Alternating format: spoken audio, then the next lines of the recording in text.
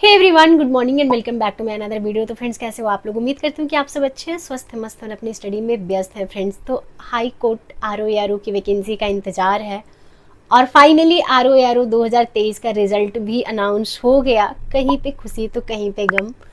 No doubt कि जो बहुत मेहनत करके यहाँ तक पहुँचता है वो यही उम्मीद करता है कि पीडीएफ में मेरा नाम हो, बट सीटें जितनी हैं उतने ही लोगों का सिलेक्शन होना है।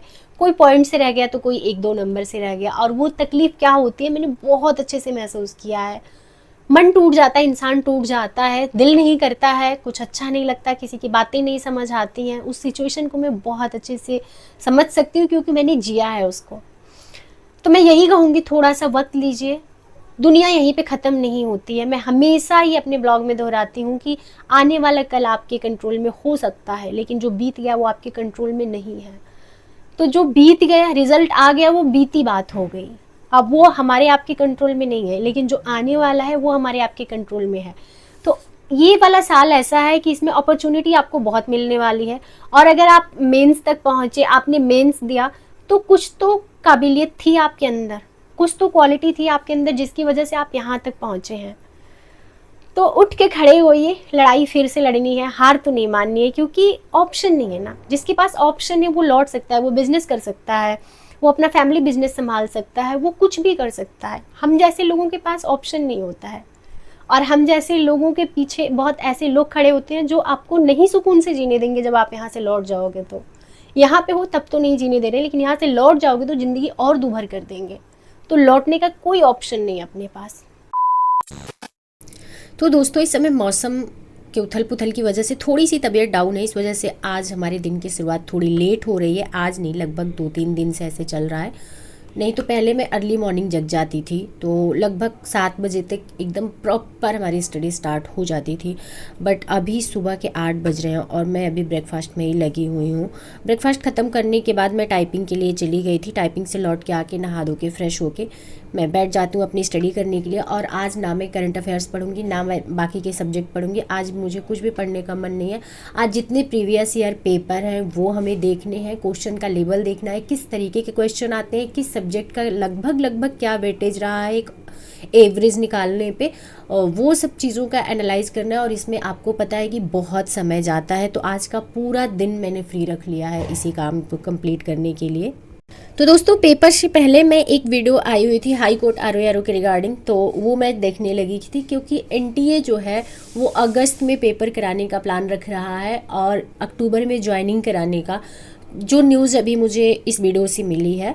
तो उसमें मेंस का टाइम नहीं बच रहा है, तो इस वजह से एनटीए और हाई कोर्ट ने मिलकर ये डिसीज़न लिया है कि मेंस का पेपर नहीं होगा। अगर ये न्यूज़ सही होती है तो हम जैसे एस्पिरेंट के लिए बहुत सुकून वाली होगी। तो चलिए अभी हम अपना लंच बना लेते हैं। लंच में आज बहुत ही शॉर्टकट लिया है मैंने, मट्ठा रखा है और रोटी। गर्मी में जब मुझे कुछ खाना बनाने का या फिर कुछ प्रॉपर खाने का मन नहीं करता है तो मैं मट्ठा और रोटी खा लेती हूँ, जो कि बचपन से मैं खाती आई हूँ और मुझे बहुत पसंद है, मट्ठा और दही। सिंपल कुछ नहीं, थोड़ा सा काला नमक, थोड़ा सा प्लेन नमक और साथ में थोड़ा सा भुने जीरे का पाउडर और रोटी। मतलब मेरा फुल लंच हो जाता है। मैं लंच डिनर कभी भी इस खाने को खा सकती हूँ। उसके बाद अभी मैं पढ़ने बैठी तो लाइट चली गई, तो चलिए कोई बात नहीं, मुझे तो टैबलेट से ही अपना पेपर एनालाइज करना है, तो लाइट रहे ना रहे बहुत ज़्यादा प्रॉब्लम नहीं हो रही है। और बीच बीच में मुझे बहुत ज़्यादा बोरियत ना महसूस हो, इसके लिए मैं बीच बीच में कुछ क्वेश्चंस भी लगाती जा रही थी, जो कि रीजनिंग का क्वेश्चन। रीजनिंग बहुत ज़्यादा नहीं आता है हाई कोर्ट वाले में। रीजनिंग से ज़्यादा तो मुझे कंप्यूटर के क्वेश्चन लगते हैं कि हाई कोर्ट के प्रीवियस ईयर को देख के ऐसा लग रहा है कि कंप्यूटर का वेटेज कुछ ज़्यादा ही रखता है और कंप्यूटर वाले पोर्शन को कुछ ज़्यादा ही सीरियस ले लेता है हाई कोर्ट। बीते कुछ सालों में वैकेंसी ही नहीं थी, बिल्कुल सूखा पड़ा था। बच्चे पढ़ें तो किस टारगेट पे पढ़ें ये समझ नहीं आ रहा था। और ये वाला साल ऐसा है कि लेखपाल, लोअर पीसीएस और एक दो वैकेंसियाँ यूपी ट्रिपल एससी से अनाउंस होने वाली हैं बहुत जल्द। उसके साथ साथ में हाई कोर्ट का आरओ हो गया। जो शॉर्ट हैंड वाले होंगे उनके लिए पीएस की वैकेंसी भी है। उसके बाद स्टेनो की वैकेंसी भी देखने को मिल जाएगी। साथ में यूपी पीएससी से, क्योंकि इलेक्शन लगा हुआ है स्टेट गवर्नमेंट का, तो आपको आरओ भी यूपीएससी से देखने को मिल सकता है। यूपी पीसीएस प्रीलिम्स का तो 6 दिसंबर को पेपर है ही।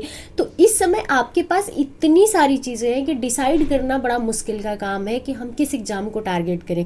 और जो अदर स्टेट के बच्चे हैं उनके पास बीपीएससी है, और बहुत सारे यूपी के बच्चे भी बीपीएससी का पेपर देंगे। ऐसा नहीं कि अदर स्टेट वाले, बिहार में तो भाई मैंने देखा है बिहार में दिल्ली तक से लोग आते हैं पेपर देने के लिए।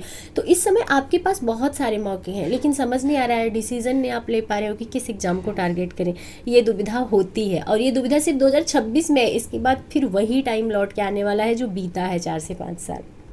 जिनकी नैया इसमें पार हो गई, समझ लीजिए पार हो गई, और जो फंस जाएंगे फिर वही फ्रस्ट्रेशन और उससे डबल टेंशन लेके आएंगे। दोस्तों सेट ख़त्म करते करते शाम के 4 बज चुके हैं। चलते हैं थोड़ा सा खरबूजा खाते हैं, उसके बाद चलते हैं छत पे, आप लोगों से बहुत सारी बात करते हैं। दोस्तों अभी शाम के 4 बजे हैं और मैं छत पे आके बैठी हूँ, क्योंकि बहुत ज़्यादा रूम में मुझे उलझन हो रही थी, मन नहीं कर रहा था पढ़ने का। तो हमने सोचा थोड़ी देर छत पे बैठ लेते हैं, क्योंकि बहुत शांति रहती है यहाँ। ऊपर वाले फ्लोर पे जो लड़कियाँ थीं उनका रूम खाली करवा लिया गया है, तो इस वजह से अब ऊपर कोई आता नहीं है। उनका बर्तन धुलने का जगह यही था, तो आती रहती थी वो लोग ऊपर, तो ऊपर वीडियो नहीं शूट हो पाती थी। बट अभी मैं खुद नहीं आना पसंद करती हूँ, अगर आऊँ तो अभी कोई डिस्टर्बेंस यहाँ पे नहीं है। लेकिन इस समय वीडियो ही नहीं शूट कर रही हूँ, तो छत पे क्या करने आऊँगी। छत पे चढ़ना भी इस समय बहुत भारी सा लग रहा है, क्योंकि तबीयत जब नहीं सही रहती है ना, तो मन नहीं करता है ना छत पे आने का, ना घूमने टहलने का, ना बाहर जाने का। बस बड़ी मुश्किल से पढ़ाई हो पा रही है, क्योंकि इस साल फरवरी जैसा मौसम तो अप्रैल में भी हो रहा है। सुबह शाम ठंडी लगती है हल्की हल्की, और दोपहर में इतनी तगड़ी धूप निकल आती है। तो इस वजह से तबीयत मेरी थोड़ी सी ऊपर नीचे हो रही है। खैर कोई नहीं, मैनेज तो हो ही जाएगा धीरे धीरे करके। जैसे मौसम स्टेबल हो जाएगा वैसे मेरी तबीयत भी फिक्स हो जाएगी। और इस बार लोअर पीसीएस हो गया, चाहे लेखपाल हो गया, चाहे और भी वैकेंसियाँ आ रही हैं यूपी SSS से, और साथ ही साथ आपको हाई कोर्ट की वैकेंसी भी देखने में आ ही रही है। 1-2 महीना भले लेट होगा, लेकिन अनाउंस होगी तो उसके बाद बहुत टाइम नहीं लगेगा। और कल मैंने एक शॉर्ट वीडियो शेयर किया था कि आप लोग प्लीज़ बताइए कि RO में मेंस होगा या नहीं होगा। तो बहुत थैंकफुल हूँ कि आप सब ने रिप्लाई किया कि नहीं, मेंस नहीं हो रहा है। तो मुझे सुन के बहुत तसल्ली लगी। और आज एक वीडियो मैंने भी देखा यूट्यूब पे, तो वो सर भी बता रहे थे कि NTA ने रिप्लाई किया है कि नहीं, इतना जल्दी प्री और मेंस कराना पॉसिबल नहीं है, क्योंकि उनका एक टारगेट होता है ज्वाइनिंग का कि इतने टाइम तक ज्वाइन करा लेना है। तो उस को देखते हुए मेंस का पेपर नहीं हो रहा है। नहीं तो मुझे सबसे ज़्यादा टेंशन इस बात की थी कि ऐसे भी लिखना है ना, तो प्रॉपर टाइम चाहिए प्रैक्टिस के लिए। ऐसे हम नहीं 2-4 दिन में तो नहीं लिखा जा सकता है, और सिलेबस ऑलरेडी बहुत बड़ा है, साथ में टाइपिंग है, और टाइपिंग में अभी हम लर्निंग प्रोसेस में ही हैं। ऐसा नहीं है कि हम बहुत टाइपिंग में प्रो हो गए हैं कि चलो अब टाइपिंग पे नहीं भी टाइम देंगे, 1-8 घंटे का टाइम देंगे तो बन जाएगा मेरा। नहीं, अभी मुझे टाइपिंग पे भी बहुत काम करना बचा हुआ है। तो इस वजह से मुझे बहुत ज़्यादा टेंशन हो रही थी, और कई बार इतना ज़्यादा ओवर थिंकिंग बढ़ जाती है ना, जिसकी वजह से तबीयत ख़राब हो जाती है। नहीं तो खाते पीते टाइम से हैं, कोई ऐसा प्रॉब्लम है नहीं। फिर भी तबीयत थोड़ा सा, कहते हैं ना, जब दिमाग में बहुत सारी उलझन, बहुत सारी टेंशन रहती है, तो ना चाहते हुए भी और बिना किसी रीज़न के तबीयत ख़राब हो जाती है। तो बस वही चल रहा है मेरे साथ, कोई ऐसी मेजर दिक्कत नहीं है। डॉक्टर को दिखाते हैं, BP नॉर्मल है, तबीयत ठीक है, सब कुछ ठीक है, फिर भी बॉडी दर्द बना रहता है, फिर भी सर में दर्द बना रहता है। तो बस वही है, स्ट्रेस है और कुछ नहीं है। कोशिश करेंगे धीरे धीरे ख़त्म हो जाए, क्योंकि जब आप पढ़ाई पे पूरी तरीके से फोकस नहीं कर पाते हो ना, तो बहुत सारी अननेसेसरी चीज़ें दिमाग में ले आते हो, बहुत सारी ओवर थिंकिंग करते हो, जिसकी वजह से तबीयत ख़राब होती है। तो उम्मीद करती हूँ कि आप सब की पढ़ाई डिस्टर्ब नहीं हुई है इधर बीच, आप सब अच्छे से पढ़ रहे हैं और आप सब अपने अपने एग्ज़ाम को अच्छे से टारगेट कर रहे हैं। तो चलिए, बहुत सारे रीज़न थे जिसकी वजह से मैं ब्लॉग नहीं शेयर कर रही थी, क्योंकि मन जब दुखी होता है ना, तो उसी टॉपिक पे बात करने का मन करता है, और मन करता है कि मन में जो बातें हैं वो शेयर कर दूं। और साथ ही साथ मुझे ये भी लगता था कि मेरे ब्लॉग शेयर करने की वजह से कुछ 2-4 गिन के लोगों को अगर दिक्कत हो रही है तो जाने दो, हम ब्लॉग नहीं शेयर करेंगे। बट सबके बारे में हम सोच के क्या करेंगे जब हमारे बारे में कोई नहीं सोचता, हमारे परिवार के बारे में कोई नहीं सोचता है। तो छोड़ो, दुनिया जिधर जा रही है जाने दो, जिसको अच्छा लग रहा है लगने दो, बुरा लगना है लगने दो। हमारे ब्लॉगिंग करने से अब कोई हर्ट हो रहा है तो मुझे उस चीज़ से ना मैं कभी किसी को सॉरी बोलूँगी, ना कभी किसी से मैं माफ़ी मांगूंगी, और ना मैं रुकने वाली हूँ। भाई मुझे अपना काम करना है, क्योंकि एक प्रॉपर जो इनकम का सोर्स है वो ब्लॉगिंग है, जिसको मैं जहाँ भी चाहूँ रह के कर सकती हूँ। बाकी हर काम के लिए एक फ़िक्स टाइम होता है, फ़िक्स जगह होती है। तो उस हिसाब से हम काम कर सकते हैं। तो हमारे पास जो रिस्पॉन्सिबिलिटी है उसके साथ सबसे ज़्यादा सूट करता है ब्लॉगिंग। तो हम ब्लॉगिंग अब डेली करते रहेंगे। अब किसको अच्छा लगता है किसको बुरा लगता है इस बात से मुझे कोई फ़र्क नहीं पड़ेगा। हाँ, मैंने किसी के बारे में कुछ पर्सनली बोला नहीं है और ना मैं बोलूँगी। अगर हमारी दिनचर्या से किसी को तकलीफ़ हो रही है तो आई एम सॉरी, आज के बाद मुझे कुछ नहीं सुनना है, मुझे कुछ नहीं कहना है, ना मैं कोई बात करने वाली हूँ। मैं खुश रहूँगी, मैं अपनी दुनिया में मगन रहने वाली लड़की हूँ और अपने आप से मतलब रखने वाली इंसान हूँ, अपने परिवार से मतलब रखने वाली इंसान हूँ।